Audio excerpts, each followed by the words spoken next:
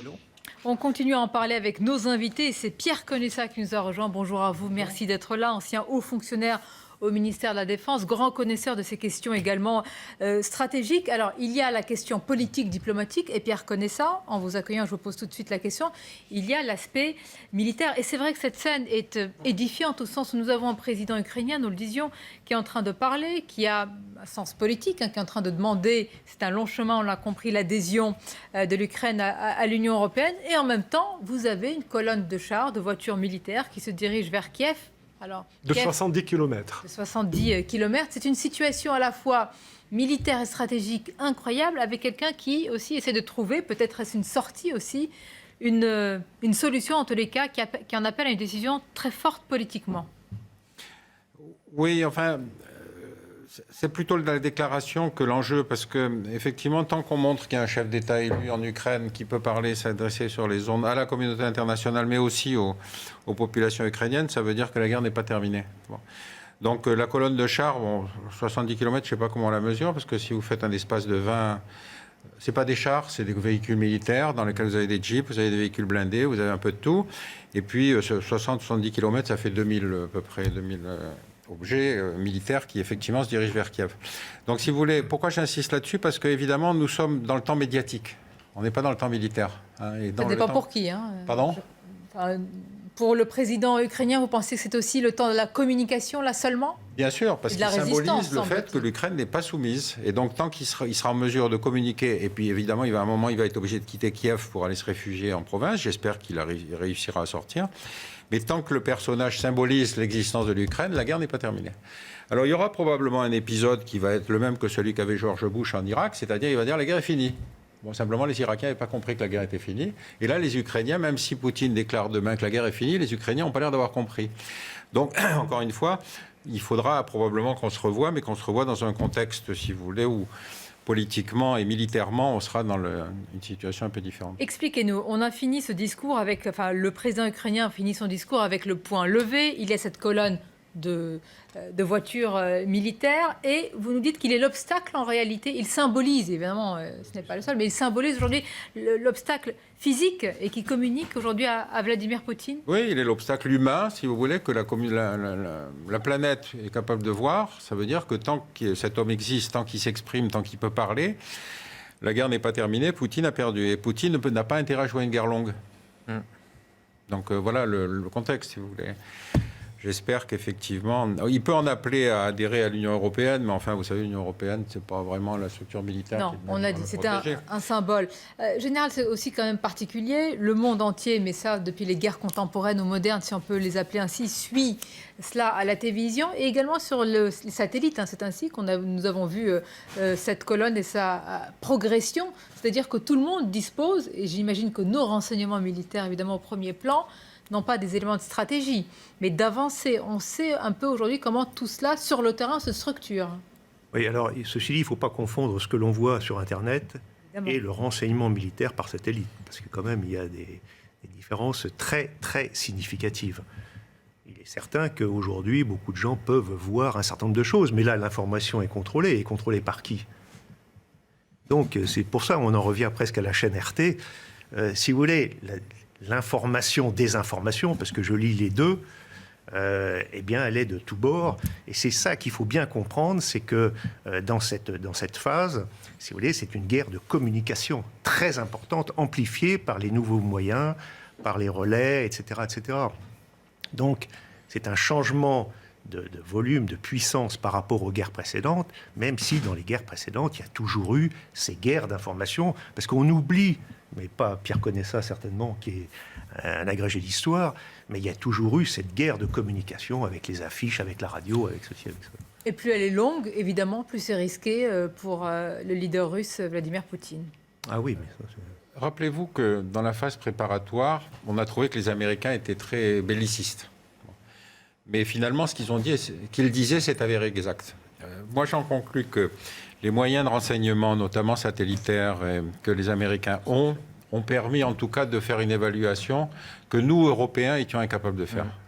Seule la France a des moyens d'observation qui lui permettent de garder une indépendance de décision. On peut valider, quoi. Pour valider, On peut absolument. valider des C'est important renseignements. ce que vous dites. Hein. Là, simplement pour préciser à nos téléspectateurs, vous faites référence à toutes les alertes qui ont été émises par les Américains. Et c'est vrai que beaucoup disaient, y compris ici en France, pas le service de renseignement, ils disaient mais on n'y croit pas, justement, c'est belliciste.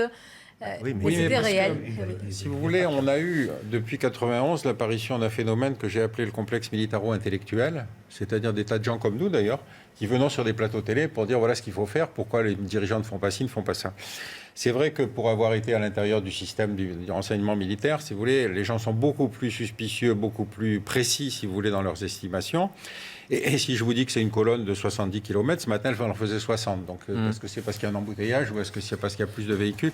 Non, il faut faire très attention sur le fait qu'aujourd'hui, l'Europe doit se rendre compte qu'elle n'a pas les moyens de décision indépendante sur des crises, même sur le continent européen. Voilà. Et ça, l'Europe, si les Européens à différencier avec nos capacités, nous, les pays la France, européens. les pays Il n'y a européens, que la France. bien Il n'y a sûr. que la France qui a maintenu un programme d'observation spatiale qui lui permet d'avoir son opinion propre et son processus de décision propre.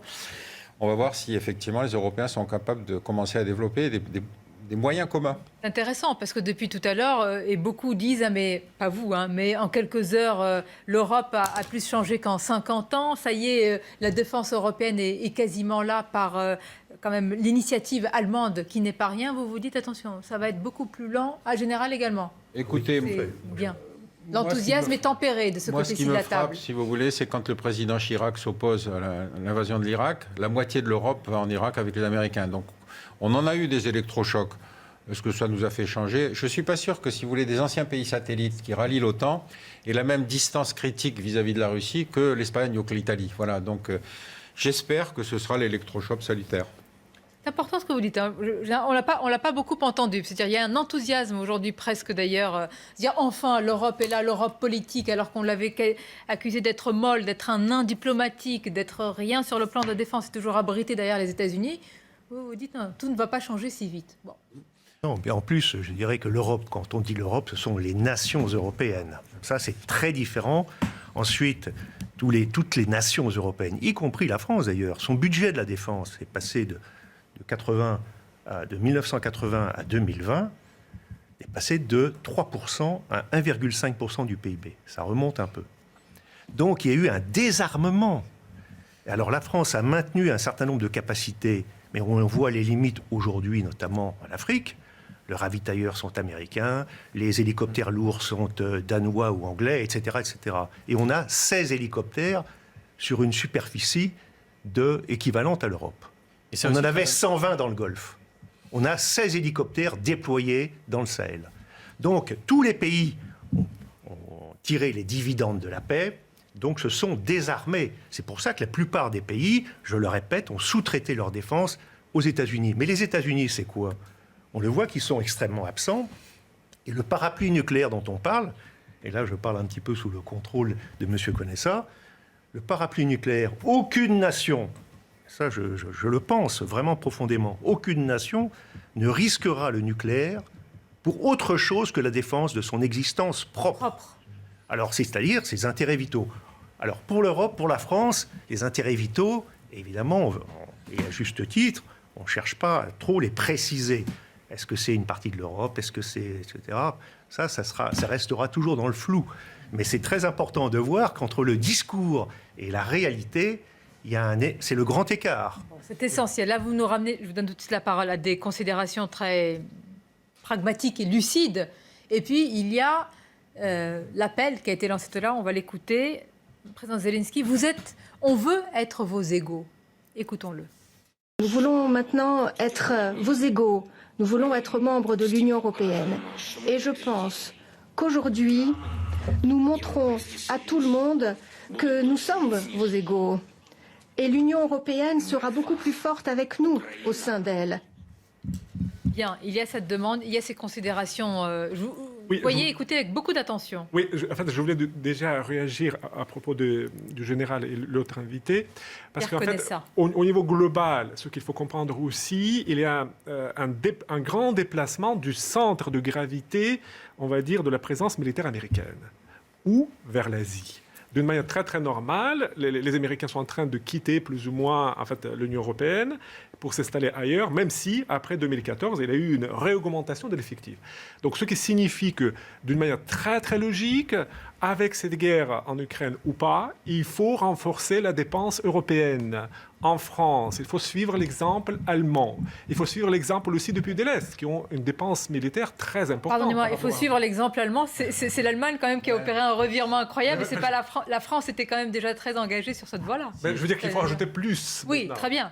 Enfin, c'est l'Allemagne qui a du retard. Hein. C'est l'Allemagne qui a du retard, évidemment. Oui. Et puis compte tenu de l'histoire, j'allais dire, c'était une démocratie, c'est toujours pacifiste. Et donc là, elle opère un revirement. C'est l'Allemagne qui a été très fortement et qui est toujours dépendante du gaz russe. Ce n'est pas la France, par ses choix d'ailleurs, y compris sur le nucléaire. Oui, il ne faut pas suivre l'Allemagne aveuglément, à mon avis. Rappelons-nous que nous avons...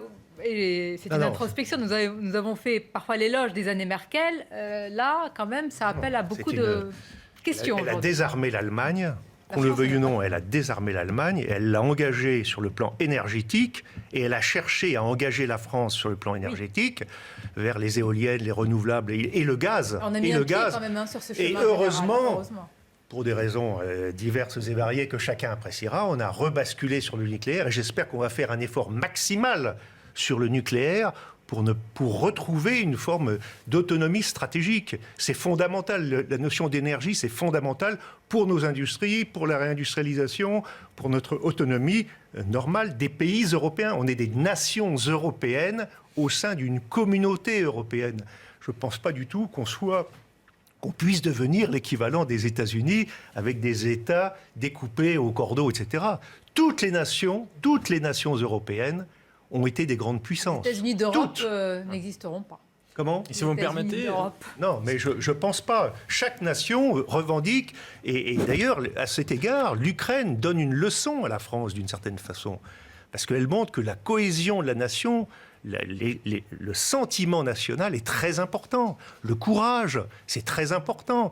Et je trouve que ça devrait inspirer nos futurs candidats, ou nos candidats à la présidence de la République, de façon à retrouver ces vertus qu'on a oubliées, qu'on appelle valeurs, etc. Mais certains l'ont vu plutôt du côté russe, cette vertu. C'est bien ça le problème pour certains candidats. Mais les Russes, ils ont aussi ces vertus, certainement. Il ne faut pas ramener la Russie à Poutine. Mon général, je voudrais bien justement, j'ai quelques commentaires, peut-être je vous ai très très bien écouté. Donc, première remarque, c'est justement, je suis très très bien d'accord avec vous, parce que quand nous, on se désarmait à partir de 91, la Russie, elle a commencé à s'armer à partir des années 2000, avec l'arrivée de Poutine. Et nous, apparemment, on l'a quelque part pas remarqué. Enfin, on l'a remarqué, mais on n'a pas... Nous, c'est la France. Nous, c'est la France, c'est l'Europe, l'Occident, on va dire. D'accord. Ça, c'est une première remarque. Et deuxième remarque, justement, en revenant, je voudrais bien revenir à la question, par exemple, de la Finlande ou de la Suède. Par contre, si on se pose la question, quel est le but de Poutine ? À mon avis, bien évidemment, je ne suis pas dans sa tête, mais l'accord de libre-échange et l'accord d'association entre l'Ukraine et l'Union européenne qui était discuté dans les années 2010, 2011-2012, il signé en 2014, c'était quelque part aussi une casus belli pour les Russes. Donc, c'est-à-dire, à mon avis, il y a un certain... Si maintenant on est en train de se dire, d'accord, on ne va jamais admettre l'Ukraine à l'OTAN, mais peut-être un jour, dans 20 ans, dans 30 ans, on admettront l'Ukraine au sein de l'Union européenne. Dans 20 ans, déjà, voyons dans quel état vont être certaines villes dès demain. C'est ça. Donc, en fait, maintenant, je pense que c'est assez difficile pour nous d'évoquer les buts. Vous avez raison, mais moi, je veux comprendre. On va marquer une pause. Pierre connaît ça, c'est-à-dire que là, on a dit le réveil de l'Europe puissante. Depuis tout à l'heure, moi, j'interroge où sont les États-Unis depuis quelques jours. Peut-être que M. Biden va s'exprimer. Enfin, tout le monde est sur le pont. Ça ne veut pas dire qu'il ne l'est pas, évidemment. Mais où sont les États-Unis ? Que disent-ils ? Ils sont en Europe. Qui diminue les effectifs ne signifie pas qu'ils remettent en question le traité de l'Atlantique Nord. Non, je crois qu'il faut aussi faire le film à l'envers. Première chose, l'Europe de la défense, avec le Brexit, il y avait deux armées capables de faire des interventions sérieuses. Il y avait la Grande-Bretagne et la France. Bon, la Grande-Bretagne, on ne sait pas ce qu'elle va faire demain. Elle va probablement s'aligner sur les États-Unis. Donc, on revient à votre question, c'est qu'est-ce que décideront les États-Unis. Deuxième remarque, moi, je voudrais faire le film à l'envers. Après 91... Vous savez ce qu'on va faire ? On va marquer une courte pause et vous allez le faire tranquillement avec un argumentaire détaillé et précis. Parfait. Ça s'appelle un lancement, pas dire un teasing en anglais. Vous restez avec nous, non, c'est essentiel pour comprendre ce qui se passe. Une courte pause et on revient avec nos invités, Pierre Conessa, le général et évidemment tout le monde sur ce plateau. À tout de suite. Elle arrive. Merci d'être avec nous. Évidemment, c'est une édition spéciale. Vous avez pu entendre tout à l'heure en direct par visioconférence depuis le Parlement européen, mais évidemment depuis l'Ukraine, le président Zelensky qui a demandé ardemment aux Européens de prendre leurs responsabilités. Il dit que les citoyens ukrainiens se battent pour la liberté et il demande, il exige de l'Europe cette adhésion de son pays. Alors c'est un long chemin, c'est un pays candidat. En tout cas, ce sera un pays candidat, l'Ukraine. Nous attendons de voir quelle sera la réponse des Européens. Je voudrais, en ces temps de guerre, en ces temps tragiques où nous parlons de bombardements, de civils, parce que la guerre, évidemment, nous en parlons, mais certains la vivent, vous faire écouter une séquence dans ce fracas d'armes et de bombes. Dans ce monde, il y a des moments suspendus parfois, hors du temps, hors de la guerre, comme cette petite fille en Ukraine qui chante en français. Ça se passe dans un théâtre qui a été transformé très très rapidement en refuge. Vous allez y voir des familles qui se sont amassées, qui sont tassées. Et puis ce sont des images qui ont été captées par nos journalistes sur place, Régine Delfour notamment. Regardez et écoutez.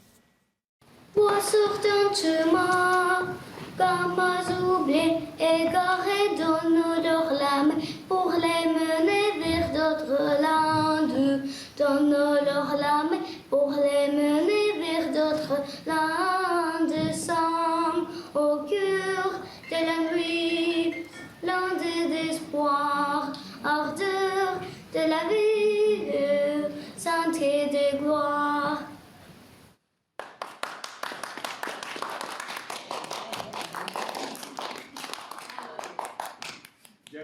Bien, ce sont des moments suspendus qui font évidemment du bien à l'âme malgré les circonstances. Les circonstances et les sanctions, ne les oublions pas. Je vais revenir vers vous sur ce que vous disiez, Pierre Conessa, mais nous sommes pour l'heure avec Alexandre Stefanescu, qui est un entrepreneur français installé à Moscou depuis déjà longtemps, plus d'une décennie, 14 ans. Vous dirigez, monsieur Stefanescu, un cabinet de recrutement. Vous travaillez avec des entreprises étrangères, avec des pays dont la France. Alors les sanctions, là, c'est plus qu'un train et un navire de sanctions, c'est une avalanche. Et ce n'est pas encore terminé, préviennent notamment les autorités européennes ou encore la France. Ça nous intéresse vraiment de savoir, dans votre position à vous êtes un entrepreneur installé à Moscou, entrepreneur français. Comment vous vivez cela avec cette avalanche de sanctions aujourd'hui? Bonjour. Écoutez, au jour le jour, en fait, depuis 2014, depuis le début, on va dire, de l'affaire ukrainienne, puisque ça a commencé quand même il y a maintenant 8 ans, on a senti, en tant que Français de Russie, la situation lentement se dégrader. Dans le Donbass, les coups de feu ne se sont jamais arrêtés. La pression diplomatique a monté. Donc on a lentement senti que les choses n'allaient pas dans le bon sens. Bien sûr, personne n'avait ici, je pense, attendu une offensive d'une telle dimension. On pensait plutôt que les troupes allaient rentrer dans la République autoproclamée et s'arrêter là en force de maintien de la paix. Et donc, effectivement, les fortes sanctions qui ont découlé, qui sont en cours qui sont votées, émises et appliquées. Aujourd'hui, c'est un peu difficile de savoir ce que ça va entraîner. C'est presque une première. Et par conséquent, aujourd'hui, chez les entreprises françaises, par exemple, avec lesquelles nous travaillons, qui sont nos principaux clients, tout le monde est plutôt en mode attendre un petit peu de voir ce qui va se passer. Il y a des entreprises qui rapatrient leurs citoyens, enfin leurs employés français. Mais après, personne ne sait vraiment ce qui va se passer. Ce qui est sûr, c'est que le business étranger, de toute façon, sera très impacté par les sanctions. Et donc, la tendance est plutôt de se dire que le business étranger européen, entre guillemets, va plutôt quitter la zone, tandis que le business chinois ou asiatique va reprendre les parts de marché derrière. Alors, du moins ce qu'il en reste. Donc aujourd'hui, tout le monde est plutôt en position attentiste à attendre de voir ce qui va se passer. Ça évolue au jour le jour. Par conséquent, il n'y a pas de panique dans les rues à Moscou aujourd'hui. Mais les sanctions, les effets vont se faire sentir, j'imagine, peu à peu. Est-ce que vous nous dites qu'en réalité, certains attendent, le business asiatique attend tout simplement de prendre la place, en réalité? C'est ce que je pense à titre personnel. et je pense que c'est ce que pensent beaucoup d'entrepreneurs et de dirigeants d'entreprises avec lesquels j'ai parlé récemment, effectivement, les parts de marché qui vont être abandonnées ou sur lesquelles les entreprises vont être contraintes de quitter, certaines vont être reprises par les Chinois notamment. Regardez les entreprises occidentales qui fabriquent des voitures européennes qui ont dit qu'elles allaient quitter le marché, mais vous n'avez pas les mêmes déclarations du côté des Coréens ou des Japonais, par exemple. Vous-même, juste une dernière question. Vous ne pensez pas du tout à un retour? Est-ce que vous vous interrogez? Vous avez évidemment votre situation, votre parcours, vos réalisations et accomplissements en Russie. Est-ce que vous vous interrogez sur la suite, compte tenu quand même de ce qui est en train de se passer et qui peut durer en termes de sanctions? Alors, un bon entrepreneur, c'est quelqu'un qui a toujours des solutions de rechange et qui s'adapte. Mais non, au jour J, pas du tout. Je pense pas du tout partir. Je pense plutôt à comment adapter mon business à la nouvelle situation. Et encore une fois, c'est très dur de le faire parce qu'on ne sait pas vraiment quelles vont être les conséquences pratiques, réelles, jour par jour des sanctions. Donc aujourd'hui, non, à titre personnel, moi je reste à Moscou et puis je vais attendre de voir comment ça évolue. Eh bien, on reviendra prendre de vos nouvelles, si je puis dire, Alexandre Stefanesco, pour savoir aussi comment ça se passe et comment ces sanctions sont directement appliquées. On vous remercie. Il est vrai que la nature ayant horreur du vide, on pense bien que d'autres pays, d'autres entreprises, d'autres intérêts vont prendre la place. C'est ainsi, c'est la loi, si je peux dire. Il faut voir que dans les échanges commerciaux entre l'Union européenne dans le monde pour la Russie, en termes de valeur, l'Union européenne, c'est 35%, les États-Unis, c'est 3%. C'est-à-dire que les conséquences économiques pour l'Europe seront très importantes. Et donc, ça explique beaucoup. Ensuite, tout ce qui est fixé de la Russie en Europe, du coup, ça dégage des possibilités pour la Chine. Et certes, les États-Unis sont compétiteurs de la Chine, mais la Chine peut y trouver des opportunités et même se renforcer. C'est-à-dire que tout le monde va y trouver des opportunités et que nous, Européens, on va recevoir tout ça en boomerang. Eh bien, exactement. C'est-à-dire que ce conflit, c'est pour ça que je pense que nous devons rechercher une solution de paix la plus vite possible, parce que c'est l'Europe qui va payer le prix le plus lourd, dans tous les sens du terme, l'Ukraine dans sa destruction partielle, l'Union européenne dans son économie, va perdre du terrain sur le plan mondial, sera davantage sous la coupe, entre guillemets, dans le filet ou dans les relations avec les États-Unis, ce qui n'est pas forcément une bonne chose pour l'émergence d'une Europe forte.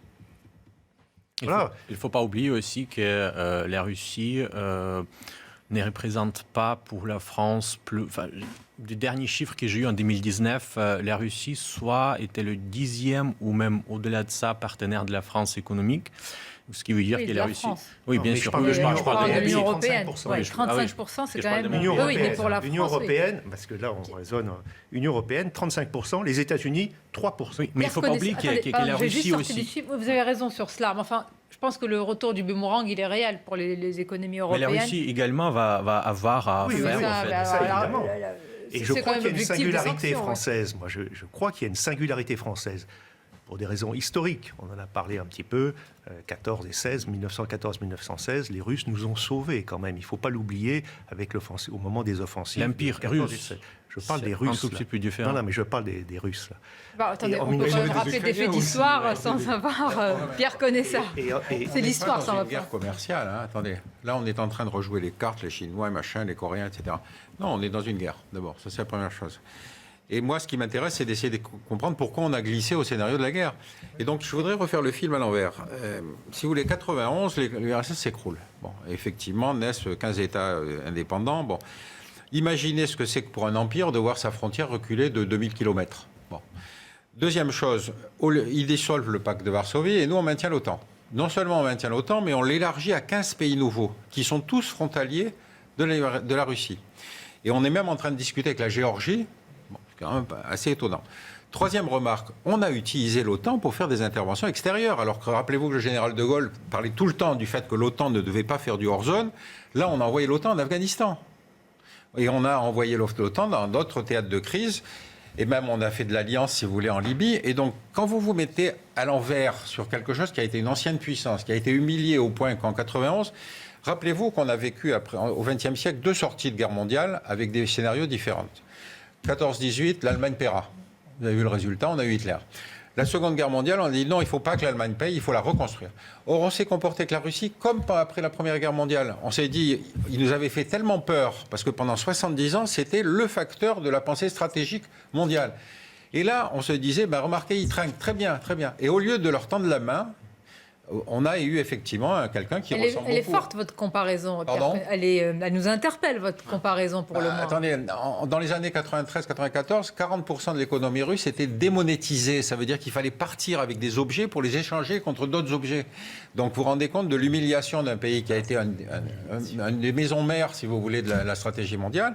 Et donc Poutine arrive et raconte qu'effectivement, il va redonner à la Russie son statut. Donc au lieu de l'écouter, moi je pense que cette guerre, c'est une forme d'expression de Poutine pour dire que nous sommes une puissance européenne. C'est un pays euro-asiatique, d'accord, mais fondamentalement, on ne lui a jamais proposé une architecture de sécurité en Europe qui le respecte. Bon. Vous savez que votre analyse, elle est non pas rejetée, c'est-à-dire on ne peut même pas le dire, puisque certains disent aujourd'hui, partout dans le débat public, politique et médiatique, que si vous parlez de cette histoire de l'humiliation, c'est que vous accordez un crédit finalement quelque part, où vous justifiez cette invasion et cette guerre, et que ce n'est pas possible de dire ça. Vous savez, moi je raisonne en historien. Mais vous avez raison. Avec Hitler aussi, il a mobilisé la nation allemande avec l'idée du retour, du respect, etc. Donc ça, vous inquiétez pas, islamophobe, russophobe, etc. Tout ça, vous inquiétez pas. Ça circule. Bien sûr. Parce qu'on est dans un monde où, si vous voulez, aujourd'hui, le politique n'exerce plus sa fonction. Nous sommes ici à discuter de l'avenir du monde. Je suis désolé, moi je suis très peu de choses, mais enfin, j'appartiens à ce monde militaro-intellectuel qui va donner des conseils à l'opinion publique française. Il faut faire ci, il faut faire ça, etc. Donc là, il faut quand même que le politique reprenne ses droits, que nous-mêmes on arrête, effectivement, que les chaînes d'infos en continu arrêtent de discuter toutes les 3 minutes de l'avenir de l'humanité. Oui, parce mais vous voyez en quoi c'est important, c'est que ça permet de dire ce qu'on n'entend pas partout, c'est-à-dire de raconter une histoire qui n'est pas forcément celle que l'on entend tous les jours. Et c'est en cela où c'est important d'avoir des voix comme la vôtre sur cette chaîne ou d'autres. Pierre non, mais je vous taquine parce que je vous dis ça. Vous taquine aussi. Le débat on se connaît depuis un certain temps, on peut se permettre. Non, mais le débat stratégique se déplace sur les plateaux télé. Vous savez, la caractéristique de ce monde militaro-intellectuel, c'est que ce sont des bellicistes de plateau télé. BHL s'est engueulé avec Villepin, et Villepin lui a dit mais allez faire la guerre. Exactement. C'est les va-t-en-guerre aujourd'hui. Il y a beaucoup de va-t-en-guerre. Et deuxièmement, je pense que la classe médiatique, d'une façon générale, la classe politique plutôt, se préoccupe beaucoup de communication et pas assez de réflexion et de mise en perspective. Et ce que dit M. Conessa, c'est une mise en perspective. Il n'y a pas de vision du futur ou de réflexion du futur. Allons plus loin, général. Pourquoi ? Est-ce que vous estimez aujourd'hui, je ne vise personne, mais quels que soient les hommes et les femmes que nous avons, est-ce que parce que, de par leur âge, de par notre génération et notre histoire, nous n'avons pas participé à des guerres, y compris contemporaines, est-ce que c'est cela qui donne moins de vision, de profondeur à certains, quels qu'ils soient ?